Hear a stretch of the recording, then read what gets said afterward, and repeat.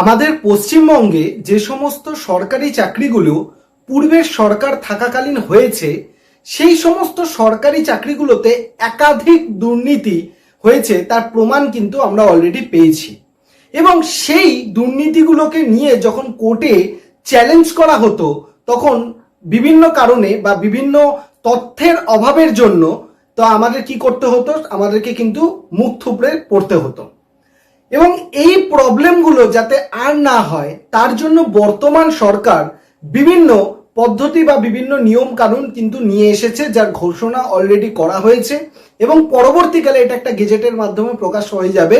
যে পরিবর্তনগুলোর প্রধান লক্ষ্য হচ্ছে সরকারি চাকরি নিয়োগের ক্ষেত্রে, সেটা এসএলএসটি হোক বা অন্যান্য ক্ষেত্র হোক, প্রত্যেকটা ক্ষেত্রে যেন একটা ট্রান্সপারেন্সি মেনটেন করা হয় এবং নাম্বার বিভাজনের ক্ষেত্রেও কিন্তু সেই ব্যাপারগুলোর মধ্যে চেঞ্জেস নিয়ে আসা হচ্ছে, যাতে মেধার ভিত্তিতে সঠিকভাবে যাতে নির্বাচন হয় এবং সঠিকভাবে যারা যোগ্য তারাই যাতে এই পদ্ধতির মাধ্যমে যেতে পারে এবং চাকরি পেতে পারে।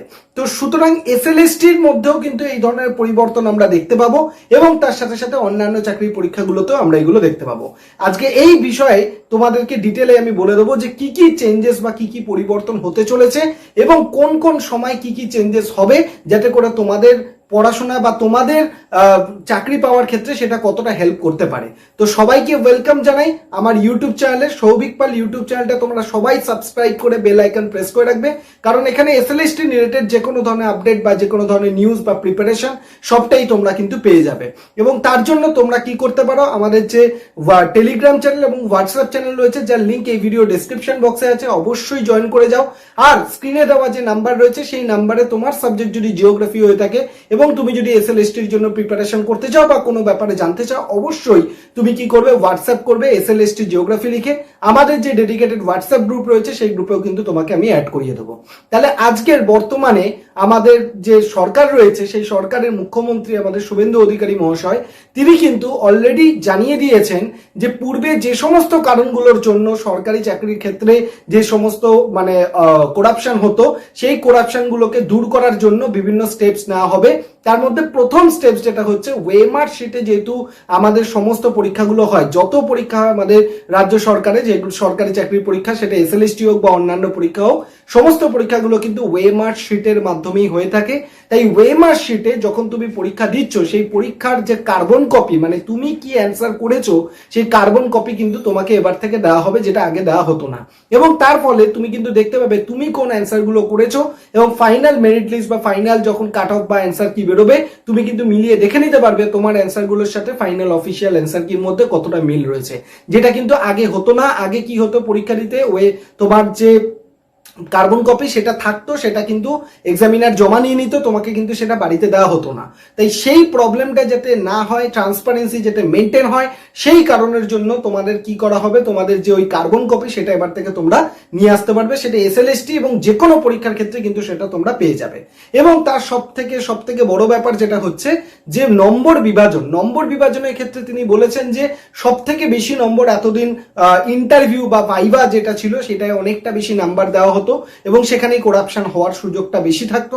তো সেইটা যাতে বন্ধ করতে হয়, সেই কারণের জন্য কি হয়েছে, লিখিত নম্বর বা ওয়েমার শিট যে পরীক্ষাটা হবে, যেটা লিখিত পরীক্ষা, এমসিকিউ পরীক্ষা, সেখানে কিন্তু তোমাদের এসএলএসটিতে বা অন্যান্য পরীক্ষায়, বিশেষ করে এসএলএসটিতে তোমরা জেনে রাখো, সেখানে প্রায় 60 নম্বর থাকবে এবং একাডেমিক ভিত্তিতে তোমাদের কিন্তু অনেকটা নম্বর, 30 নম্বর একাডেমিক ভিত্তিতে থাকবে আর মাত্র 10 নম্বর তোমাদের ইন্টারভিউর জন্য থাকবে। তাহলে আবারও পরিষ্কার করে দিই, যারা ওয়েমার শিটে যখন পরীক্ষা দেবে, ওয়েমার শিটের পরীক্ষার জন্য তোমাদের 60 মার্কস থাকবে এবং তোমাদের যে একাডেমিক স্কোর মানে মাধ্যমিক, উচ্চ মাধ্যমিক, গ্রাজুয়েশন, এই সমস্ত নম্বর মিলিয়ে 30 নম্বর এটার উপরে থাকবে।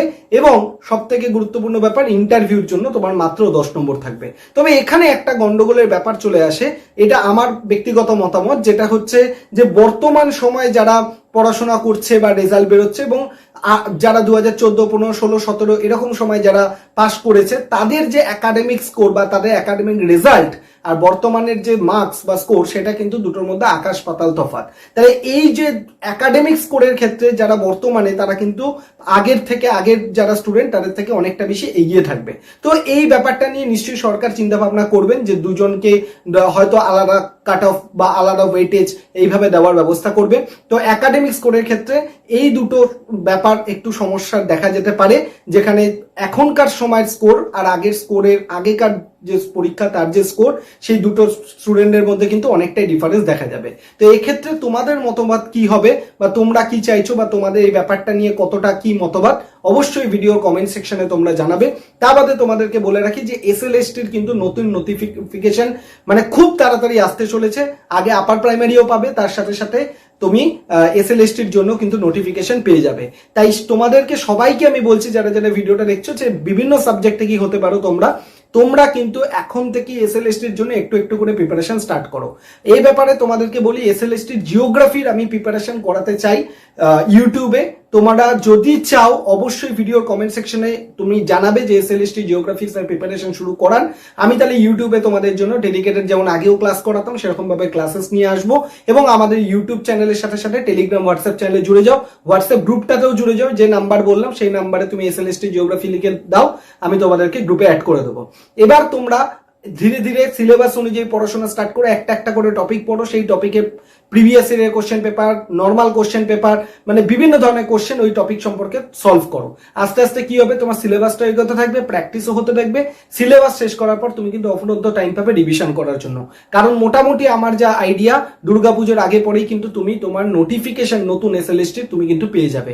তাই এবার যে স্বপ্নটা, সেই স্বপ্নটা কিন্তু পূরণ করার পালা। কারণ 2025-এ হয়তো তুমি ঠিকঠাক ভাবে এক্সাম দিতে পেরেছো কি পারোনি, সেটা এখন ভুলে যাও। এখন ভুলে গিয়ে সামনের যে রাস্তা, সামনে যে পরীক্ষা দিতে আসছে, সেটা তুমি ফোকাস করো এবং চেষ্টা করো এই 2026 বা 27-এ যে পরীক্ষাটা হবে, সেই পরীক্ষায় যেন তুমি তোমার একটা সিট পেয়ে যাও, এবং তোমার যে শিক্ষক হওয়ার স্বপ্ন, সেই শিক্ষক বা শিক্ষিকা হওয়ার স্বপ্ন যেন তোমার পূরণ হয়ে যায় এই অ্যাটেম্পটেই। এবং এবারে তোমার যে এত দিনের যে পরিশ্রম, এত দিনের যে বঞ্চনা, কষ্ট, সেটার যেন অবসান হয়। তো আমি তোমাদের সবাইকে বলবো অবশ্যই তাড়াতাড়ি করে পড়াশোনা শুরু করে দাও। কারণ পড়াশোনা যদি না করো, বিভিন্ন নিউজের মধ্যে যদি আটকে রাখো, দেখবে নোটিফিকেশন এসে গেছে, ফর্ম ফিল আপ শুরু হয়ে গেছে, পরীক্ষা ডেট চলে এসছে, তুমি কিন্তু তখন ওইগুলো নিয়ে আটকে থাকবে, তোমার পড়াশোনা কিন্তু কিছু হবে না। তাই সবাইকে বলবো অল্প অল্প হলেও তোমরা কিন্তু পড়াশোনা স্টার্ট করো, রিভিশন, প্র্যাকটিস এগুলো কিন্তু শুরু করে দাও। তো সবাই ভালো থেকো, সুস্থ থাকো। তোমাদের মতামত অবশ্যই কমেন্ট সেকশনে জানাবে। এরপর এসএলএসটি রিলেটেড যে কোনো আপডেট পেলে অবশ্যই তোমাদেরকে আমি সবার আগে জানাবো। সবাই খুব ভালো থাকো, সুস্থ থাকো, পড়াশোনা করতে থাকো, চ্যানেলের সাথে কানেক্টেড থাকো। থ্যাংক ইউ সবাইকে।